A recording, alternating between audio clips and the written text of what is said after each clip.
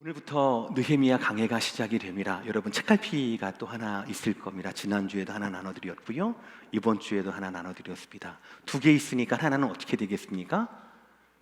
이거는 뭐 좁아서 라면 받침대로도 안 쓰입니다. 네, 하나는 여러분들 사랑하는 분에게, 저희 교회 등록하시라는 말이 아닙니다. 사랑하는 분에게 느헤미야의 말씀이 필요하고 꿈을 잃어버린 분들이 계시다라면 그분들께 여러분들 나눠주시고요.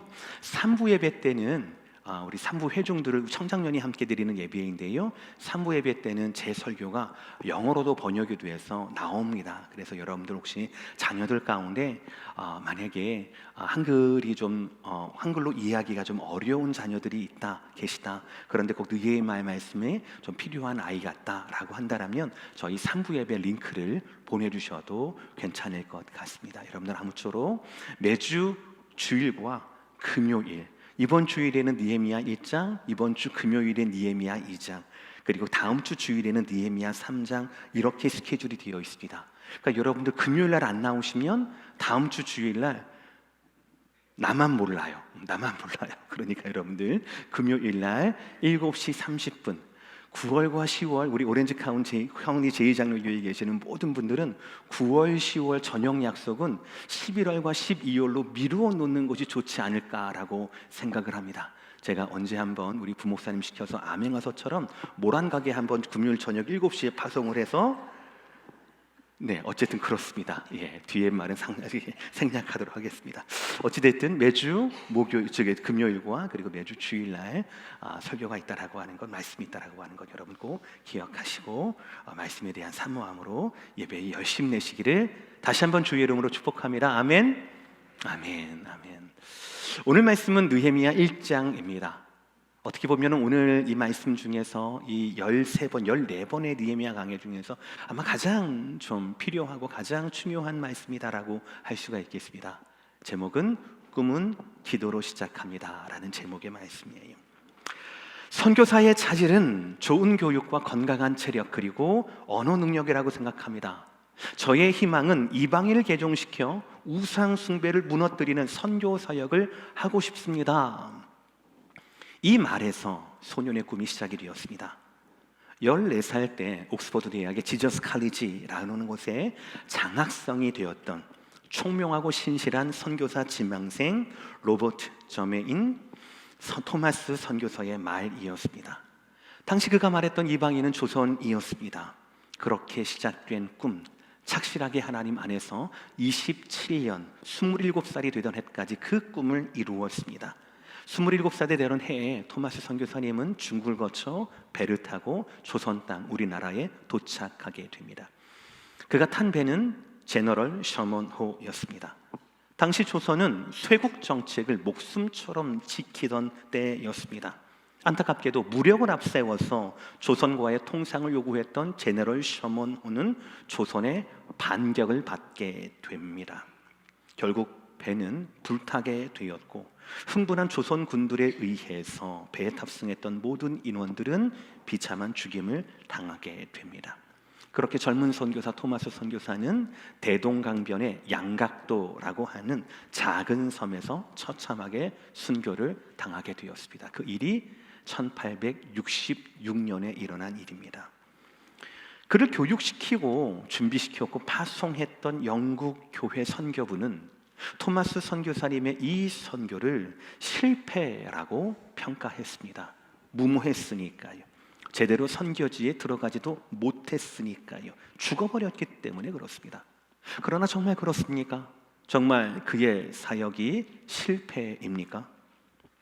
순교를 당할 당시 토마스 선교사 가슴에는 3권의 한문으로 된 중국어 성경책이 있었다라고 합니다. 그는 자신을 창으로 죽이려고 했던 병졸 박춘권이라는 자에게 품에서 꺼낸 3권의 성경을 건네려 했습니다. 그러나 그 병졸 박춘권은 그것을 거절했습니다. 그리고 마지막 토마스 선교사의 외침은 예수 그리스도라고 하는 비명과도 같은 외침을 외치고 품에 가지고 있었던, 손에 들고 있었던 중국어 성경을 뿌리고 마지막 선포와 함께 숨을 거두고 말았습니다. 그러나 그 비참한 자리에서 하나님은 하나님의 일을 시작하셨다라는 것이지요. 당시 이 모든 상황 난리통을 지켜봤던 한 소년이 있었습니다. 12살의 최치량이라고 하는 소년이었습니다. 이 소년은 영관에서 일하던, 일을 봐주던 사람이었습니다. 근데 이 소년이 지켜보니까 웬 큰 배가 하나 왔고 총소리가 나고 대포 소리가 나고 불화살로 다 타게 되고 웬 선교사가 가슴에 뭘 꺼내서 죽게 되었는데 너무 궁금한 겁니다. 그래서 달려가서 그 책을 훔쳐서 달아나게 되었습니다. 생각해 보니까 이것을 가지고 있었다라고 하는 것이 자기에게 큰 죄를 물을 것 같아서 겁에 질렸던 12살 최치량이라는 소년은 자기가 섬겼던 여관주인 박영식이라는 사람에게 이 책을 건네주게 되었습니다. 장사를 하는 이 박영식이라는 사람은 이 책이 무슨 내용인지는 몰랐습니다. 그러나 받아보니까 이 책의 종이질이 너무나 좋았던 겁니다. 그래서 그것을 하나하나 뜯어서 자신의 여광빵, 도배가 필요했던 여광빵에 도배지로 그것을 하나하나 발랐다라는 것입니다. 그런데 놀라운 일이 일어났습니다. 처음엔 종이 때문에 발라두었던 한문으로 되었던 그 성경, 그 복음이 최치량이라는 소년에게 읽혀지기 시작했고 여관방 주인이었던 박영식이란 사람에게도 읽혀질 뿐 아니라 그 복음이 믿어지게 되었다라는 것이에요. 그래서 그들이 그리스도인이 되었고 후에 그 여관터, 토마스 선교사님의 목숨을 대신했던 그 책으로 발랐던 도배했던 그 여관터는 평양 최초의 예배당인 널다리골 예배당이 되었고요. 그 널다리골 예배당에서 시작된 신앙 공동체는 1907년 평양 대부흥 운동의 주역이었던 장대현 교회의 시작이 되었다라는 것이지요. 사랑하는 성도 여러분, 하나님의 꿈엔 실패가 없습니다. 실패처럼 보이는 순간은 있을 수가 있지요. 그러나 하나님의 꿈은 하나님이 주관하시기 때문에 실패는 없습니다. 다만 그 꿈을 가지고 품는 사람이 있는가, 그 꿈에 헌신하는 사람이 있는가의 문제이지 하나님의 꿈, 하나님이 시작하신 그 꿈에는 결코 실패가 없다라는 것이죠. 우리는 오늘부터 9월, 10월 2달 동안 매주 금요일, 매주 주일 꿈이 시작되다라고 하는 주제를 가지고 느헤미야 강해 이 말씀에 인도하심을 받게 됩니다.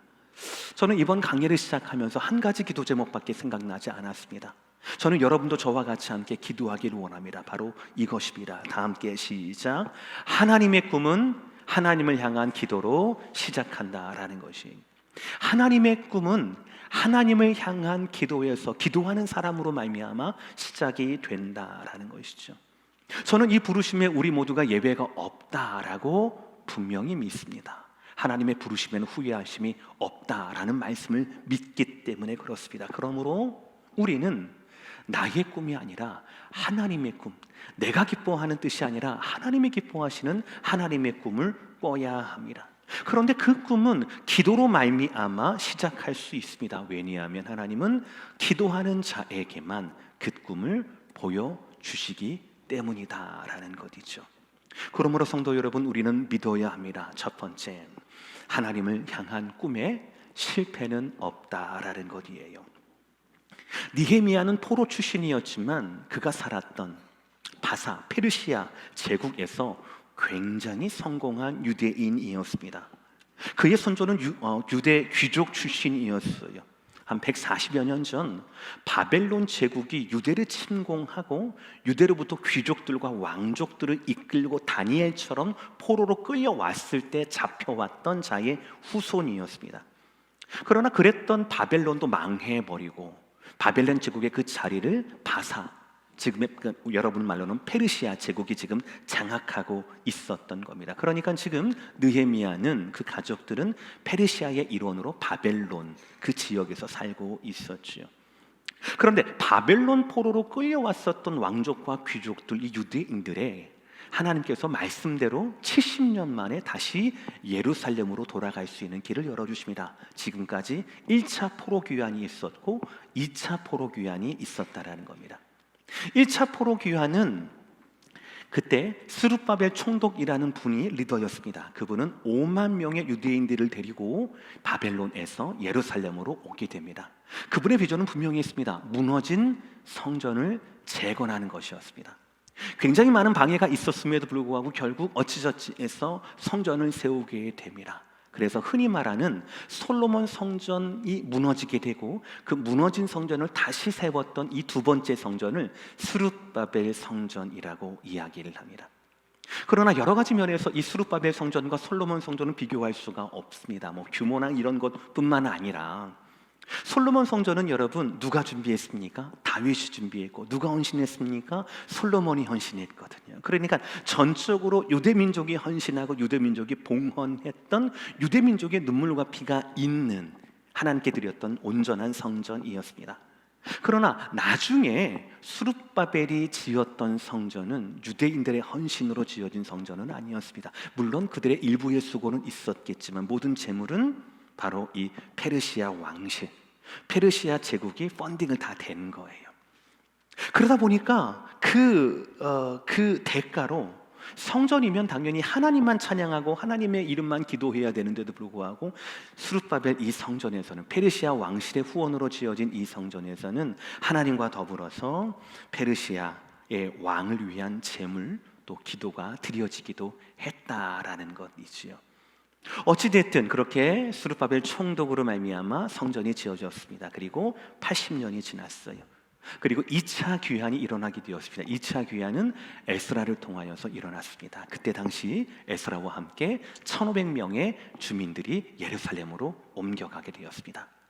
1차 귀환의 비전은 성전 재건이었습니다. 2차 귀환, 에스라의 귀환의 목적은 바로 율법 재건이었습니다. 학사 에스라는 특별히 신명기의 말씀을 통하여서 백성들을 감화시키려 했습니다.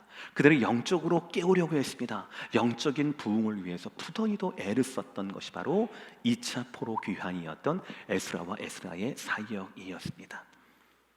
그런데 그 사역이 이루어지고 난 후에 13년이 더 흘렀어요.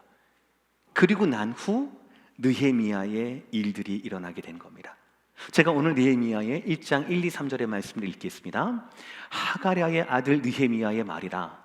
아닥사스다 왕 제20년 기슬룰월에 내가 수산궁에 있는데 내 형제들 가운데 하나인 하나니가 두어 사람과 함께 유다에서 내게 이르렀기로 내가 그 사로잡힘을 면하고 남아있는 유다와 예루살렘 사람들의 형편을 물은즉 그들이 내게 이르되 사로잡힘을 면하고 남아있는 자들이 그 지방 거기에서 큰 환난을 당하고 능력을 받으며 예루살렘 성은 허물어지고 성문들은 불탔다 하는지라. 예루살렘 성이 바벨론 제국으로 말미암아 무너진 지 140년이 지났습니다. 또 70년 전부터 성전 재건과 영적 재건이라고 하는 너무나 분명한 비전을 가지고 5만 명이 넘는 사람이 바벨론에서 예루살렘으로 떠났습니다. 그리고 탁월한 스룹바벨 총독과 학사 에스라 같은 분들, 탁월한 지도자들이 헌신했습니다. 그럼에도 불구하고 저기에서 사로잡힘을 면하고 남아있는 자들, 무슨 말이냐면 포로의 신분이 아니라 여기에서 예루살렘으로 돌아간 자들이라는 뜻입니다. 그럼에도 여전히 예루살렘으로 돌아간 자기의 동족들이 뭐라고 얘기합니까? 큰 환난을 당하고 있다, 능욕을 받고 있다라는 것입니다. 그리고 스룹바벨 총독이 기껏 세웠던 그 예루살렘 성은 어떻게 되고 허물어졌다. 그리고 성문은 어떡합니까? 불타고 있다라고 말하고 있는 겁니다. 여러분, 어째서입니까? 왜 70년 전 수많은 사람들이 헌신으로 말미암아 세워졌던 하나님의 성전이 다시 허물어지고 그 성문들이 불타야 합니까? 왜? 에스라를 통해 말씀의 선포와 눈물의 기도로 시작된 그 개혁된 예루살렘 거민들이 여전히 큰 환난과 능력을 당해야 한다는 겁니까? 왜 지금도 하나님을 사랑하고 헌신하는 선교사님들과 수많은 목사님들, 수많은 사역자들, 그리고 예수를 제대로 믿으려고 하는 수많은 성도들은 이 세상에서 아직도 환대를 받지 못하고 있는 겁니까? 왜 어려움을 벗삼아서, 가난을 벗삼아서 살 수밖에 없는 세상이 되어 버렸습니까? 그렇다면 이 모든 일을 비추어서 하나님이 그동안 하신 모든 사역들이 다 실패라는 것입니까? 그렇지 않습니다. 아니, 그럴 수 없습니다. 1866년 토마스 선교사의 선교사역은 실패 같았습니다. 열매도 없으니, 순교를 당했으니, 더 이상 소망이 없으니 당연히 영국 선교보도 그렇게 판단할 만합니다. 그러나 하나님을 향한 꿈에는 실패가 없다라는 것이에요. 토마스 선교사가 목숨을 바꿔서 뿌렸던 그 중국어 성경책이 어느 여관집 도배지로 쓰여졌습니다. 그러나 그 방에 묵었던 자들마다 복음에 노출되어 있고 그 복음으로 말미암아 믿음이 생기게 된 거예요. 이런 놀라운 하나님의 섭리는 쌓이고 쌓여서 40년 뒤 1907년 평양의 대부흥 운동이 일어나게 되었고, 장대현 교회를 포함해서 동방의 예루살렘이라고 하는 거룩한 칭호를 받게 되지 않았습니까? 토마스 선교사의 40년 전 핏부림이 없었으면 이루어지지 않을 일이었을 거예요. 예수 그리스도라고 하는 비명과도 같은 그 유언과 외침이 없었다면, 그와 함께 뿌려졌던 세 권의 성경이 없었다면 일어나지 않았을 일이라고요. 하나님을 향한 꿈에 실패는 없습니다. 다만 한 가지만 기억하십시오. 하나님의 사람으로서 내가 하나님의 꿈을 알고 있는가, 품고 있는가, 포기하지 않고 있는가, 헌신할 준비가 되어 있는가, 그것이 중요하다라는 것이죠. 바로 느헤미야처럼 말이지요. 여러분 다시 기억하십시오. 두 번째입니다. 하나님을 향한 꿈은 기도로 시작한다라는 것이에요. 느헤미야는 이미 미래가 보장된 사람이었습니다. 유대인 포로라고 하는 출신 성분은 하찮았지만 이미 그는 모두가 부러워하는 지위와 환경을 누리고 있었어요. 수산공이라고 하는 것은 바벨론 지역에서 4대 도시 중에 하나였습니다. 게다가 페르시아 제국의 겨울 왕국이었습니다.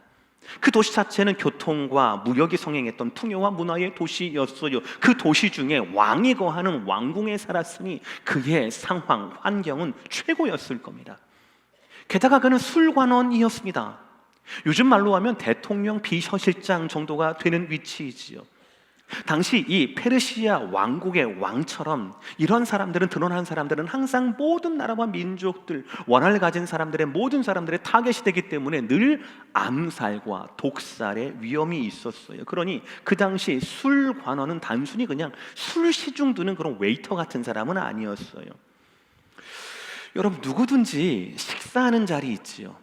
식사하는 자리는 가장 은밀한 공간입니다. 그런 장소입니다. 누가 함부로 왔다 갔다 해서도 안 되고, 음식의 출처뿐만 아니라 그렇습니다. 그 장소는 굉장히 시큐리티가 굉장히 보장된 곳이어야 합니다. 그런데 이 느헤미야는 왕의 그 공간을 책임지는 사람이었어요. 그러니까 왕과 함께 공식 석상이나 아니면 왕이 혼자 차나 한 잔, 술 한 잔 할 때도 그 사석에도 옆에 있어야 했던 사람이 바로 이 느헤미야였다라는 것이죠. 우리는 이민자입니다. 이민보다 훨씬 못한 포로 출신이라고 생각을 해봅시다. 포로 출신 유대인이 꿈꿀 수 있는 최고의 지위와 환경을 이미 느헤미야는 누리고 있었다라는 것이죠. 그렇다면 우리의 2세와 3세처럼 이미 성공한 친구다, 이미 똑똑한 친구다, 이미 권력의 줄을 내어서 잘 나가고 있다라고 한다면 더 높은 지위, 더 나은 환경을 꿈꾸는 것이 어쩌면 자연스러운 현상일 겁니다. 저와 여러분이 우리의 자녀들과 자손들에게 원하는 것처럼 말이죠. 그러나 느헤미야는 그렇게 하지 않았습니다. 분명 그는 성공한 이민자였습니다. 아마도 제 상상인데요, 바벨론에 거주하는 모든 유대인 부모들 중에서 느헤미야를 아는 모든 사람들 중에서 자기의 아들, 딸들이 느헤미야처럼 되기를 바라지 않은 사람은 아마 아무도 없었을 겁니다. 그러나 느헤미야는 그 길을 가지 않습니다. 그는 성공했지만 그 성공에 취하지 않았어요. 오염되지 않았습니다. 성공했지만 하나님에 대한 영성이 뚜렷했습니다. 그리고 하나님에 대한 감동이 메마르지도 않았습니다. 그는 자나깨나 자신의 민족과 민족의 하나님을 생각하며 살아왔어요. 1, 2, 3절에 하나님의 그 소식을 듣고 엉망이 되어버렸다라고 하는 예루살렘의 소식을 들은 후 느헤미야의 반응을 보시길 바랍니다. 오늘 4절과 5절의 말씀이에요. 우리 다 함께 읽어보겠습니다. 시작. 내가 이 말을 듣고 앉아서 울고 수일 동안 슬퍼하며 하늘의 하나님 앞에 금식하며 기도하여 이르되, 하늘의 하나님 여호와 크고 두려우신 하나님이여, 주를 사랑하고 주의 계명을 지키는 자에게 언약을 지키시며 긍휼을 베푸시는 주여 간구하나이다. 그는 그 자리에 앉아서 울었습니다. 수일 동안 슬퍼했습니다. 금식하며 기도했습니다. 간구했습니다. 6절을 보시면 그가 주야로 기도했다라는 말이 나오는데 원어로 보면은요, 오늘 낮 오늘 밤부터라는 거예요. 그 주야가 언제 시간을 정해놓은 게 아니라 오늘 낮부터, 소식을 들었던 바로 그 자리에서부터 낮과 밤을 구별하지 않고 기도했다라는 거예요. 잘 들으세요. 느헤미야는 무슨 그 얘기를 듣고 기도하기를 계획하지 않았습니다.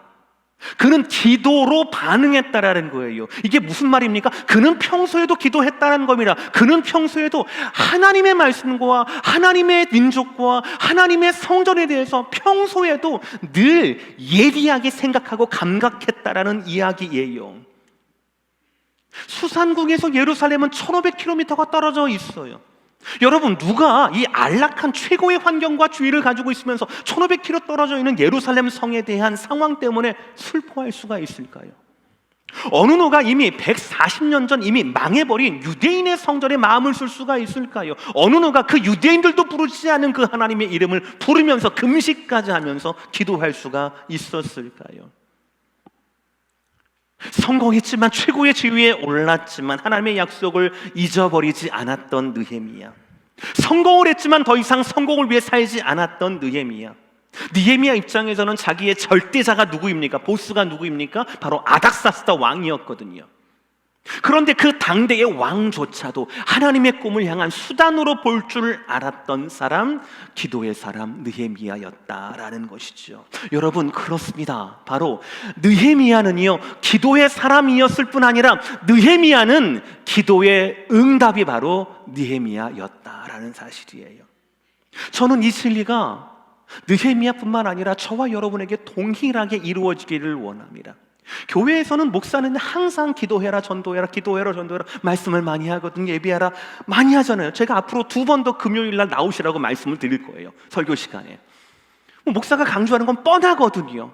그러나 우리는 흔히 생각하기 쉽습니다. 내가 무슨 소비재인가? 내가 무슨 기름인가? 휘발유인가? 내가 가스야? 기도만 하는 것이 아닙니다. 아닙니다. 그러기 때문에 강조하는 게 아니에요. 기도하는 자가 반대로 이해하면 하나님 기도의 응답이라고 하는, 우리는 이 진리를 깨달아야 한다라는 거예요. 내가 바로 두 번째 말씀, 내가 기도의 응답이라는 겁니다. 우리 마지막 세 번째 말씀 다 함께 읽겠습니다. 시작. 내가 기도의 응답입니다. 여러분, 두 가슴을 치면서 내가, 시작, 내가 기도의 응답이라는 거예요. 사랑하는 성도 여러분, 먼저 이 2달 동안 9월과 10월 여러분의 가정을 향한 하나님의 기뻐하시는 꿈을 찾고 품으시기를 주의 이름으로 축복합니다. 특별히 2달 동안 느헤미야 이 말씀을 통하여서, 이 말씀을 받으시면서 여러분이 여러분의 가정과 여러분의 자녀들을 향한 하나님의 기뻐하시는 뜻을 품었으면 좋겠어요. 옆집 사람이 기뻐하는 뜻 말고요, 옆집 사람이 부러워하는 거 말고요, 여러분이 자랑할 만한 거 말고요, 하나님이 기뻐하시는 여러분의 자녀들, 하나님이 기뻐하시는 여러분의 가정을 위한 꿈을 찾으시라고요. 여러분이 만약 교구장이십니까? 구역장이십니까? 목동이십니까? 사역을 맡으셨습니까? 그러면 여러분을 사역을 맡은 곳에서 하나님이 기뻐하실 만한 그런 꿈을 찾으셔야 합니다. 우리 교회를 향한, 우리 교회의 다음 세대를 향한 하나님의 꿈을 찾고 품어야 합니다. 여러분이 여러분의 영혼에, 여러분의 가정에, 여러분의 소그룹에, 이 교회에 느헤미야가 되어야 한다라는 것이죠. 하나님의 꿈에 관심을 가지고 그 꿈에 눈물을 흘리며 기도로 말미암아 반응하는 그런 사람이 바로 느헤미야이기 때문에 그렇다라는 거죠. 그리고 하나님은 기도하는 사람 느헤미야를 통하여서 하나님의 꿈을 이루어 가시기 때문에 그렇다라는 것입니다. 그러니 사랑하는 성도 여러분, 말씀에 집중하셔서 여러분이 여러분의 가정에, 여러분이 계신 곳에, 여러분이 우리 오렌지 카운티 제2장로교회에 느헤미야가 되시기를 기도하시고 기도로 말미암아 그 꿈을 품기를 원하시는 저와 여러분 모두가 되기를 주의 이름으로 축복합니다. 제가 이 느헤미야 강해를 준비를 하면서 제일 은혜를 받은 포인트가 있어요. 겉으로 보면 느헤미야 사역은 이렇습니다. 140년 동안 무너졌던 성전의 성벽을 52일 만에 다시 세웠다, 재건했다라는 것이 바로 느헤미야의 업적이에요. 그러니까 이거를 보면은 이것도 기적 같아요.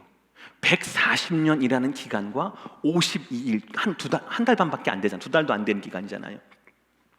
140년 동안 그대로 방치되었던, 회파되었던 그 성벽이 2달도 안 되는 기간 동안에 느헤미야를 통하여서 다 일으켜되었다, 중수되었다. 너무 대단한 것 아니겠습니까? 그러나 그것은 기적 같은 일이지만 기적은 아니거든요. 막 무리를 걸으신다든지 오병이어로 5천 명을 먹이신다든지 그 정도 일은 아닌 거잖아요. 기적은 아니에요. 기적 같은 일이지만 느헤미야를 보시면 기적이 안 나옵니다. 기적이 안 나와요. 기적이 아니라 느헤미야의 모든 사역들은 바로 느헤미야의 기도를 통하여서 이루어진 사역이다라는 것이에요. 왕이 눈치를 볼 수밖에 없는 이 느헤미야 입장에서, 함부로 근무들을 이탈할 수 없는 그 느헤미야 입장에서 내가 아무리 하나님의 성벽에 대해서, 하나님의 성전에 대해서, 하나님에 대해서 아픈 마음을 가지고 있더라도 내가 할 수 있는 게 아무것도 없거든요.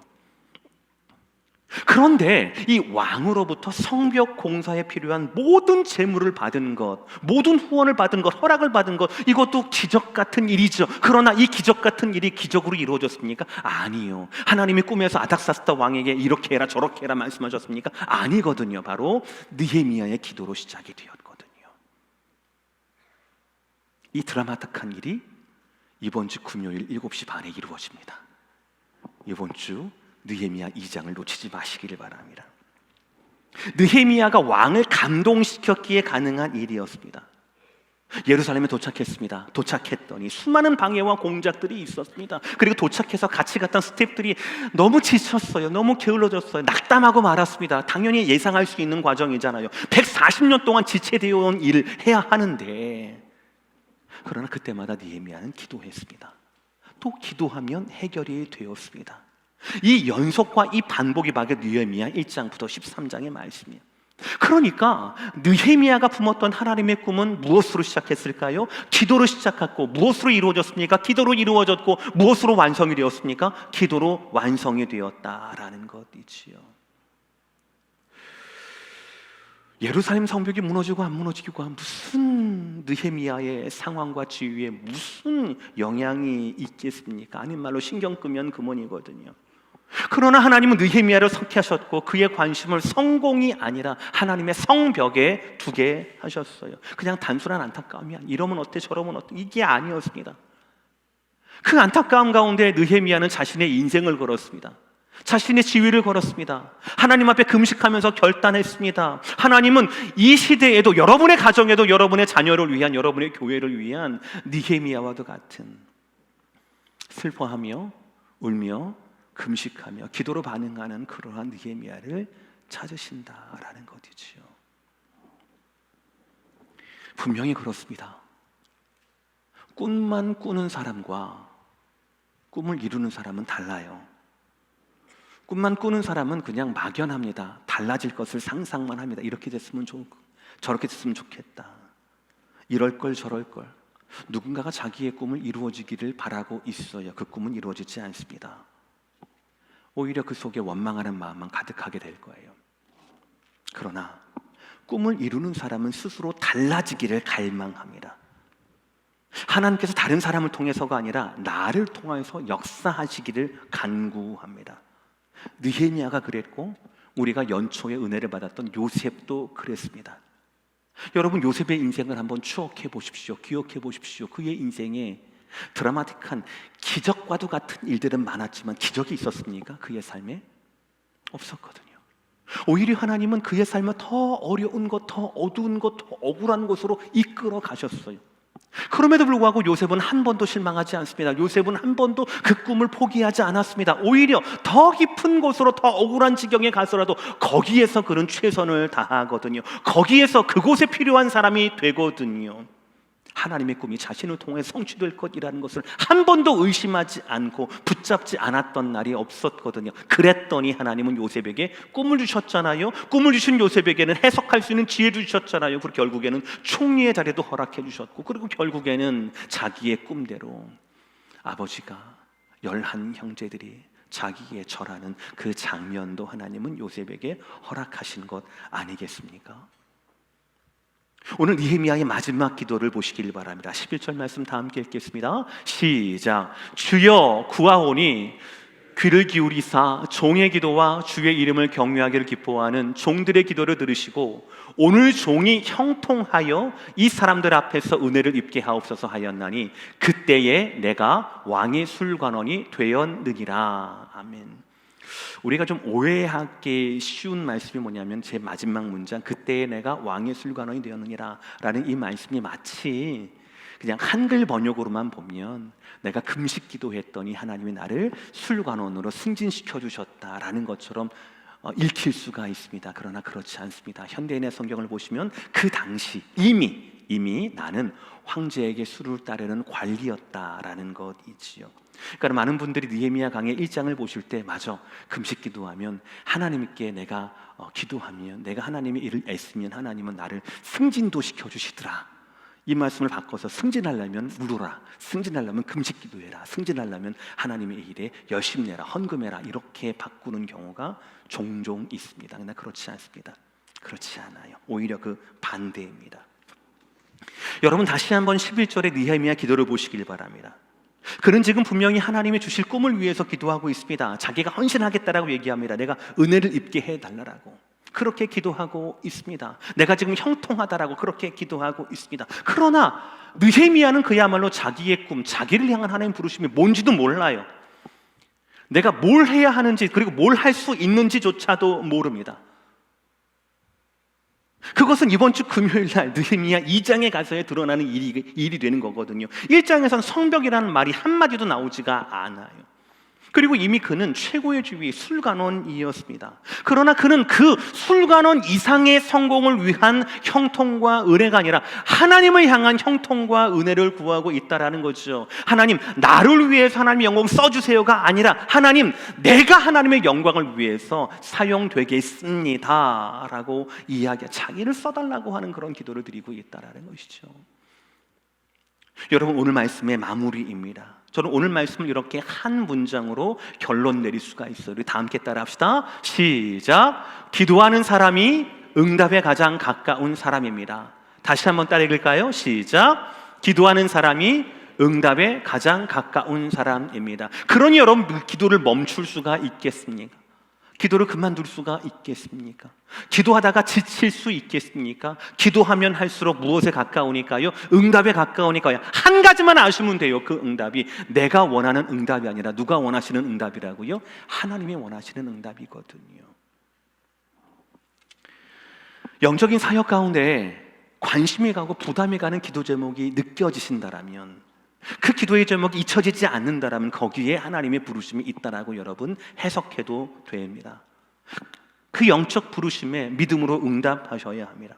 하나님은 그런 자들에게 더 큰 은혜와 더 큰 형통을 주십니다. 성공을 향한 인생에서 하나님의 영광을 향한 인생으로 변하게 합니다. 나를 향한 인생에서 하나님을 향한 인생으로 변화되게 된다라는 것이죠. 사랑하는 성도 여러분, 우리는 다음 달 10월 셋째 주이면 우리 교회 창립 46주년 기념주일이 됩니다. 하나님께서 우리 교회에게 주신 이 귀한 역사와 그리고 영광스러운 기억들이 있어요. 그리고 전 세계의 전쟁 때마다, 기근과 그리고 지진 때마다 헌신하셨던 여러분들의 그 헌신들을 생생히 기억합니다. 우리 교회 말고도 가난한 신학생들과 선교제 장학생들을 위해서 여러분들 아낌없이 헌신하시고 하셨던 아름다운 섬김과 헌신을 저는 봅니다. 분명히 하나님도 귀하게 여기실 겁니다. 저는 이런 우리의 교회가, 이런 아름다운 우리의 신앙 공동체가 이번 9월 10월 느헤미야를 통하여서 더 꿈에 대해서 내로우다운하고 내가 과연 내 이 아름다운 신앙 공동체와 내 재물과 지금 나의 믿음으로 더 아름다운 하나님의 영광을 위하여 무엇을 할 수 있을까를 고민하게 되는 그 시작이 되기를 주의 이름으로 축복합니다. 그거 없으면 안 됩니다. 청년이 꿈이 없으면 망하게 되지 않겠습니까? 날마다 사라지는 대로 살아가면 그 청년의 미래가 어떻게 되겠습니까? 교회라고 다르겠습니까? 교회 가운데 꿈이 없다라면, 교회 가운데 비전이 없다라면, 교회 가운데 목적지가 없다라면 그 교회는 그냥 지치고 말 것입니다. 누군가가 골을 정해주지 않는다라면 저기까지 가야 합니다라고 목적을 정해주지 않는다라면 우리는 달리기는 달릴 거예요. 받은 복음이 있으니까요. 그러나 아무것도 안 하고 서로가 부딪히고 말 겁니다. 지치고 말 겁니다. 위로할 사람이 아무도 없게 될 거예요. 저는 이번 느헤미야 강해를 통하여서 하나님께서 우리에게 어떤 꿈을 주시는가, 하나님께서 우리에게 어떤 비전을 주시는가, 이것을 저와 여러분들이 좀 더 영적으로 더 알기를 원합니다. 기도하면서 알기를 원합니다. 또 기도하면서 준비되기를 원합니다. 하나님께서 우리에게 이렇게 좋은 교회와 좋은 환경 그리고 좋은 성도들을 주신 이유가 무엇이겠습니까? 느헤미야에게 왜 그 지위를 허락하셨습니까? 느헤미야에게 아닥사스다 왕을 대면할 수 있는 2장을 보시면은요, 왕이 오히려 느헤미야에게 야, 너 왜 이 수심이 가득하냐? 라고 물어봐요. 그게 가볍게 읽히시죠? 책을 보면 왕을 무엇이라도 왕을 근심하게 한다라면, 국정이 아니라 무엇이라도 왕을 수심 걱정하게 한다라면 그 무엇이라도, 그 누구라도 죽일 명분이 되는 거예요. 죽일 명분이 된다고요. 그러니까 느헤미야의 첫 번째 잡은 바로 뭐냐면 왕 앞에서 항상 같은 표정, 같은 얼굴을 하는 겁니다. 내가 왕의 필요를 채워주는 사람이고, 내가 왕의 안부를 묻는 사람이고, 내가 왕의 표정을 살피는 사람이지, 도리어 반대로 왕이 나의 표정을 살피게 되면 그것은 내가 죽을 만한 이유거든요. 이런 말씀이 이번 주 금요일 날 일어나게 됩니다. 재밌겠죠? 하나님께서 느헤미야에게 왜 그런 지위를 주셨을까요? 왜 그런 눈물을 주셨을까요? 왜 그런 믿음을 주셨을까요? 왜 그런 기도를 지금까지 하게 하셨을까요? 바로 이 비전과 이 꿈 때문이었거든요. 140년 동안 무너지고 방치되었던 성벽을 쌓게 하려는 하나님의 의도거든요. 하나님께서 46년 동안 우리 교회 가운데 왜 이런 은혜를 주셨을까? 왜 이런 아름다운 공동체를 허락하셨을까요? 여러분, 제가 여러분 얼마나 예쁜 줄 아십니까? 진짜예요. 너무 예쁘세요. 너무 고우세요. 몇 분은 저한테 이렇게 손뺨 이렇게 하시는데, 모든 분들 하고 싶으면 다 그러고 싶어요. 화장이 지워질까 봐 못할 것 같지만 장로님들이 인사하면 꾸벅하고 이렇게 뺨을 이렇게 쓰다듬고 씌워줄게요. 너무너무 귀하세요. 너무너무 예쁘세요. 너무너무 수고하셔요. 하나님께서 왜 이렇게 아름다운 교회를 남겨두셨습니까? 뜻이 있기 때문에 그렇습니다. 꿈이 있기 때문에 그렇습니다. 비전이 있기 때문에 그렇습니다. 그 자리에서 먹고 마시고 놀고 즐겨라가 아니거든요. 우리가 마음 아파해야 할 뭔가가 있다고요. 내가 생각하고 디자인하고 기도해야지, 그래서 이렇게 하고 저렇게 하고 저렇게 하고, 이게 아니라 내가 무너지고 그 자리에서 앉아 주저앉아서 껑껑 울면서 금식 기도할 수밖에 없는 뭔가가 우리 가운데 있다고요. 그 뭔가를 우리가 찾아야 한다고요. 그거 없으면, 꿈이 없으면, 비전이 없으면은 교회는 그냥 라이언스 클럽이 되고 맙니다. 한인 동호회가 되고 맙니다. 사랑하는 우리 성도 여러분, 저와 함께 느헤미야 이 16주, 정확하게는 14주인데요 14번의 느헤미야 말씀을 통하여서, 또 그 중에 또 46주년 기념주일이 있는 것은 너무나 참 감사한 하나님의 섭리 같아요. 우리 교회를 향한, 여러분의 가정을 향한, 여러분의 영혼을 향한 하나님의 꿈과 하나님의 비전을 기도로 찾을 수 있는 저와 여러분 모두가 되시기를 주의 이름으로 축복합니다. 더 바라는 것은 인식으로만 꿈이 뭐다, 비전이 뭐다 아는 것이 아니라, 기도하면서 느헤미야처럼 기도하면서 재물이 준비되고 담대한 마음이 준비되고 사람이 준비되는 놀라운 기도로 시작되는 기적 같은 일들이 저와 여러분 가운데 이 2달 동안 이루어지게 되기를, 2달 이후로부터 계속 진행되어지기를 주의 이름으로 다시 한번 축복합니다. 기도하겠습니다.